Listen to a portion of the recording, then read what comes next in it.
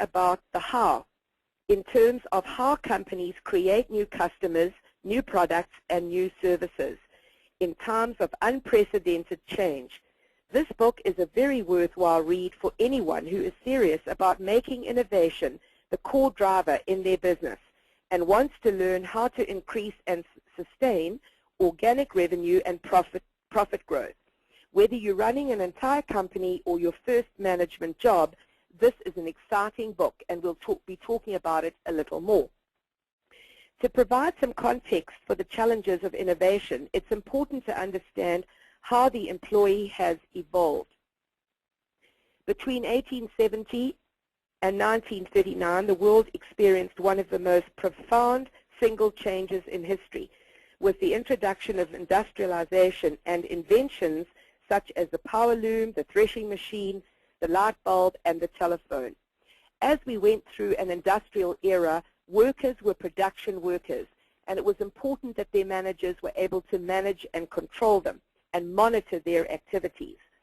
Then between 1930 and 1990, we saw a rapid increase in technology with the inventions of the microwave, the jet engine, credit cards, don't know if that's a good or bad one, the hard drive, digital photography, DNA fingerprinting, and the plasma TV, to name a few. Now, for those of you who are listening and are interested in inventions, Wikipedia has an excellent chronological timeline of historic inventions from 10,000 years BC to the current time. It will absolutely boggle your mind.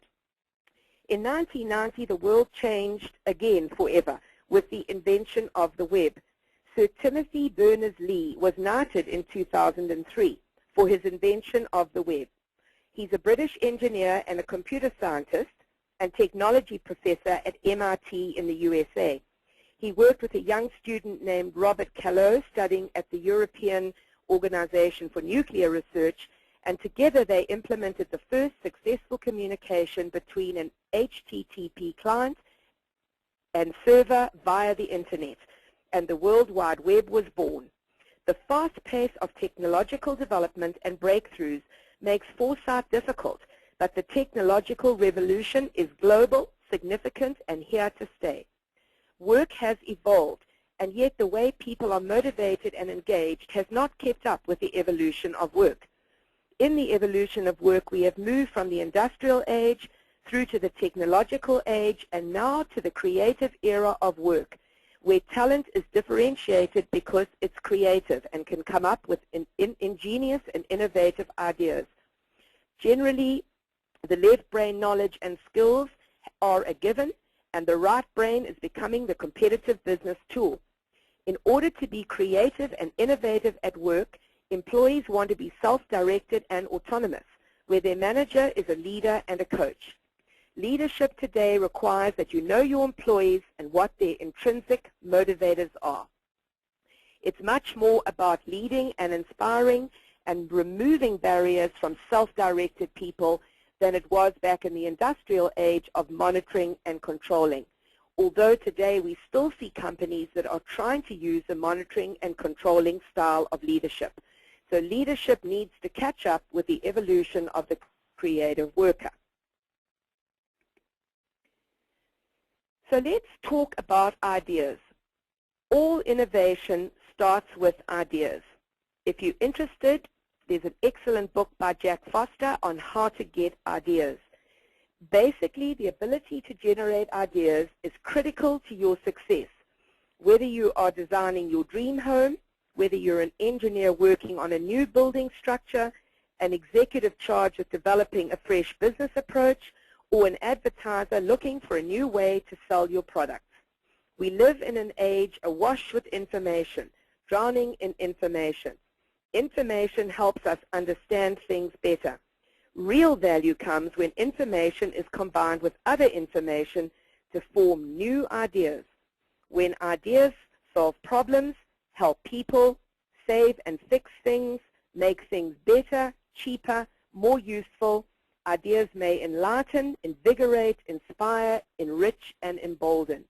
But it all starts out with a great idea. And creating ideas is the foundation for creativity.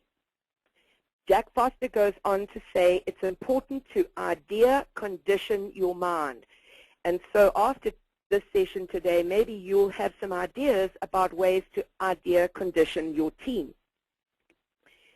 Jack suggests we come up with ideas when we're enjoying ourselves. Generally, great ideas are not born in a boardroom. If you're walking on the grass with your toes in the warm sun, you're much more likely to come up with an idea than sitting in a boardroom. Many people report they come up with ideas when they're singing in the shower. Putting ideas together is the basis of creativity. And of course, humor is really important.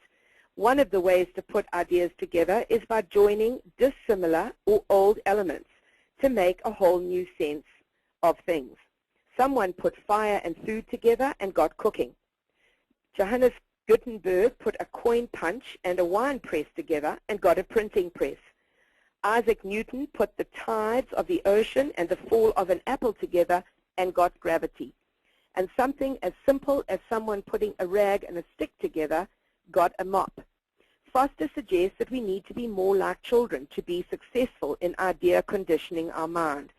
The famous psychologist Jean Piaget says, if you would be more creative, stay in part a child with the creativity and invention that characterizes children before they are deformed by adult society.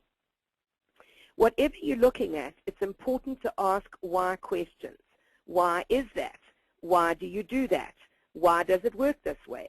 Why are we doing this? And why don't we do something else?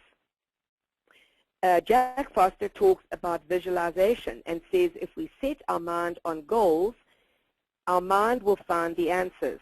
And he provides some research of students practicing free throws with basketballs. One group practiced with actual basketballs every day for 20 days. And on the first day, their scores were taken, again on the last day.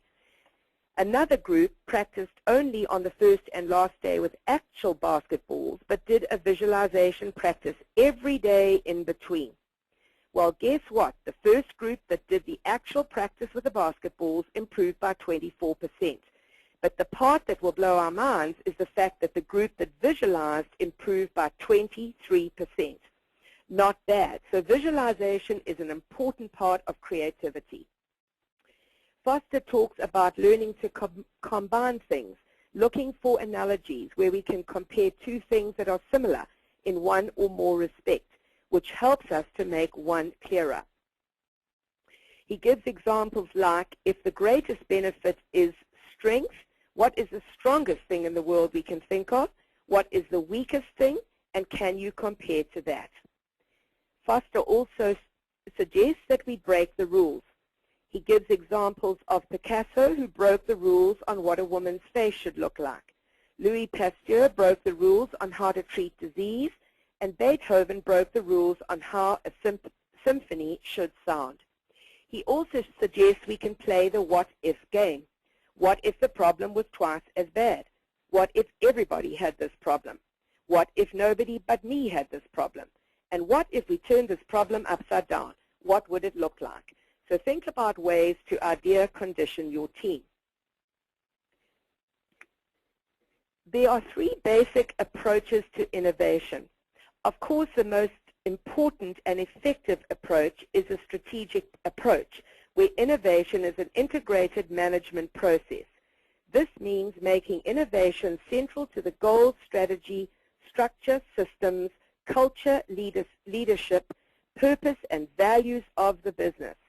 That is a pretty big task, where innovation is central to every driver of the business. This is a significant business undertaking, and the only way for innovation to be embraced and effective in driving new business value in the long term. A tactical approach may mean that a company has identified innovation as a key driver of the business. However, the approach is limited to tactics. The company may have defined some tactics that will be used company-wide, but are likely to be limited to applying tools and training for creativity rather than embedding innovation at the very heart of the business. There may be enthusiasm and support for a tactical approach, but